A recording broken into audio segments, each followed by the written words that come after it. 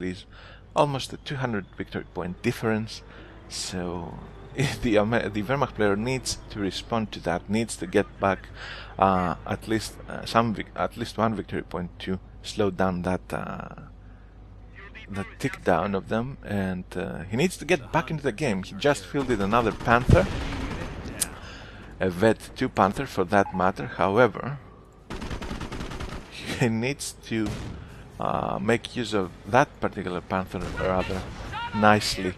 And we had a sniper, I think, that went down to a mine somewhere, so that particular sniper of the Wehrmacht player that was lying around into the American player's territory met his demise in the form of a mine. As I said before, that sniper not really that important at this stage of the game with all those tanks on the field, but still a loss to be taken care of. Now the Panther makes a move for the American armor. The M8 eventually went down to the stormtroopers, and seeing that Panther and having saved up that manpower, the American player immediately responds by getting out the M26 Pershing. So, and the Wehrmacht player in equal timing gets out a Tiger, a Vet 2 Tiger. So we'll have a clash of a super tanks for the moment, and however, I could say that the American player has a bit of a more of a better support for his super tank rather than the Wehrmacht player, and he also has those all-important field repairs that actually managed to keep his M10s alive for quite a while, trying to take on the Wehrmacht Panther. However, the Wehrmacht Panther will make it back to its base with almost no health. Some pioneers may be able to repair it, however his gun is destroyed, so you won't be able to destroy that M10, and that M10 actually may be in for some veterancy right now. The Panther goes down, the M10 will get veterans level 1, the Tiger is still hanging around, the Pershing is getting repaired, and so is the Vet 2 Sherman, the mine flail Sherman. You don't see a mine flail that often in this game, so it's always fun to see one.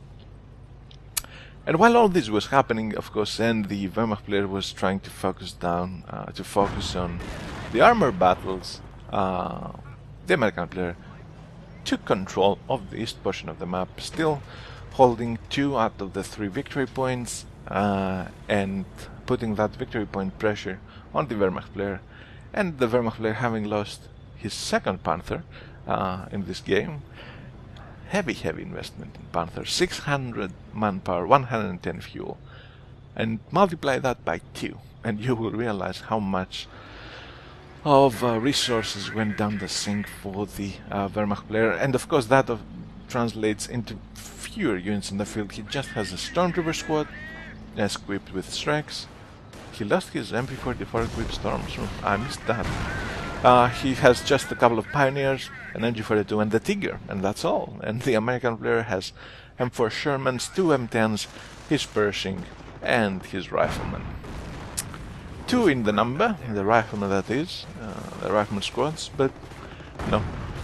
Still, against that unit composition that I just talked about, the Wehrmacht player's unit composition would be more than enough.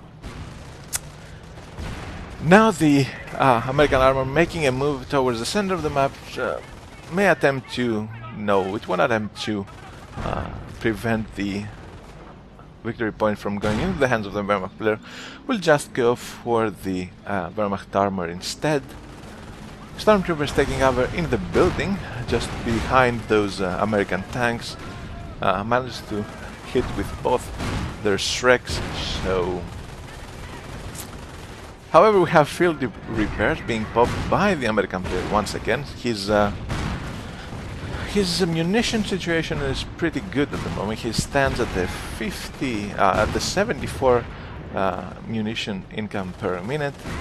He may be able even to use field repairs once again should he want to. So And the Wehrmacht player's Tiger is at a very, very bad shape, down to 25% health. So field repair coupled with 2 M10s, 1 Pershing, 1 Sherman, more than enough to take on a single Tiger. And at this moment in the game, things do not look good for the Wehrmacht player. Do not look good at all. He really doesn't have that much of a map control. He is starving for resources. He invests those resources in Panthers, in the 3rd Panther of the game, and will that be enough? I'm not so sure at all. The American player even has the munitions for another field repair, should he actually need it, but he has been utilizing his armor quite well, I would say.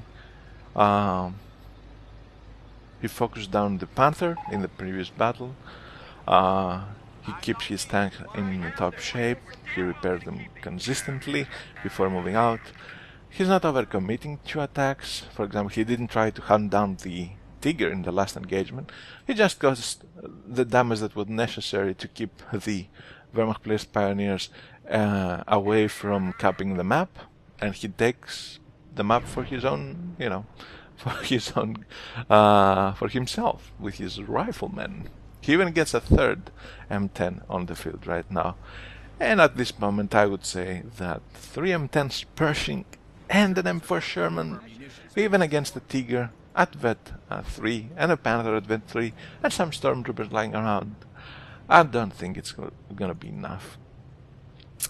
I don't see the Allied War Machine being available for the American player, but it may soon be, so even if he committed to an attack, he could just pop Allied War Machine, kill the high value target. Usually I would go for the Tiger if I used the Allied War Machine and just seal the deal. He even gets an AT gun out on the field. I think that is an overkill. His supply yard level 2 upgrade is on the way. His manpower situation is gonna be just fine, and the Wehrmacht player just doesn't have enough. He doesn't have enough. Excuse me. He doesn't have enough to deal with the American army at this moment. So we'll just wait for that big battle that will actually confirm who is the victor in this game. We have a couple of riflemen moving in from the east portion of the map, trying to take on that, maybe throw some stickies on that Panther, or even harass some pioneers that are trying to repair. But they hit a mine in the process, so I would say a futile attempt in the end. A Panther kind of cornering itself against the map there. I'm not so sure how that's gonna play out. American tanks are not really being mobilized, just hanging out.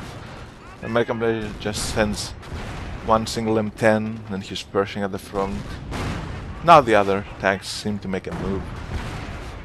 I kind of feel that the American player could just hang out and wait for the victory points to go down and still be able to do so with ease, but in any case, Blitzkried being used by the Wehrmacht player, you know, some increased speed and rate of fire on those tanks. However, it has worn off, so those tanks are going back to normal mode. Some heavy damage on the US tanks. M4 Sherman really low. M26 Pershing really low as well. Stormtroopers attempting long-range shots on the M4 Sherman. Do not hit the M4 Sherman. Gets veterans level 3 in the process. And even 280 guns out for the American player. And that is, of course, the last move of the Wehrmacht player. Moves in, tries to get whatever he can with his Panther and his Tiger. However, Allied War Machine has been used by the American player.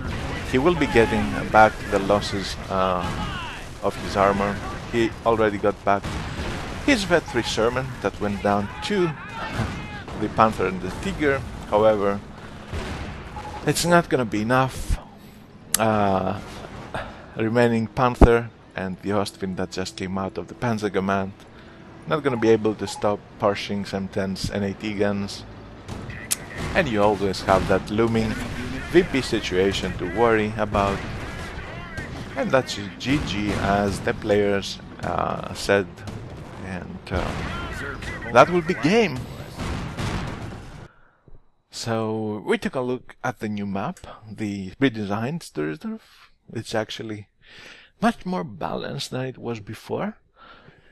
It still has all those buildings around, however, you know, it can be hard sometimes for US to pull off flanks or, you know, go into heavy infantry play with all those line of sight blockers and all those MG traps that the that the Wehrmacht player can actually utilize. But the resource layout is awesome. No more unfair advantages depending on where you spawn on the map. So that's something you need to keep in mind. The game itself, kind of a sloppy play at times by either player. You know, some riflemen staying around in fights that they shouldn't be, flanks that were really not that great, or really not with a mindset of committing to them and doing damage. Early Wehrmacht player was actually good.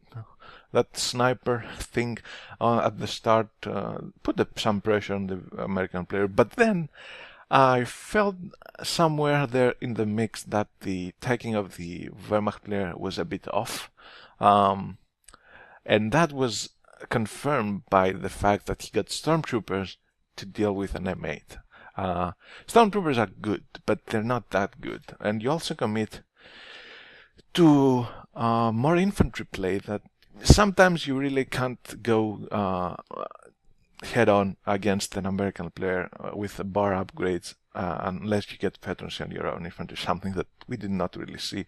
And I think it was that sketchy tier 4 by the Wehrmacht player, getting the Panzer Command, trying to get the Ostwind out, but by the time the Ostwind hit the field, the American player had put some pressure on with the M8, really had that fuel income that allowed him to go to Tank Depot and get the M10 out, and the M4 Sherman, and that battle in the east near the victory point where the Panther and the Ostwind went down, that actually turned the tide significantly in favor of the American player. However, a good amount of action throughout. I like the armor battles. It's not something you see very often, you know, blitz against armor. So that was good. But you know, some teching and some overall play by either of those players may have been a little bit subpar, but still it was entertaining. We got the chance to see the map and those unfair ammunition advantages gone. So I hope you enjoyed it. You know, it's all that situation. I have the week off. I just shoutcast every day thing. So hope you don't mind the inflow of shoutcasts. I'm RMKG, and that's all. I bid you all farewell.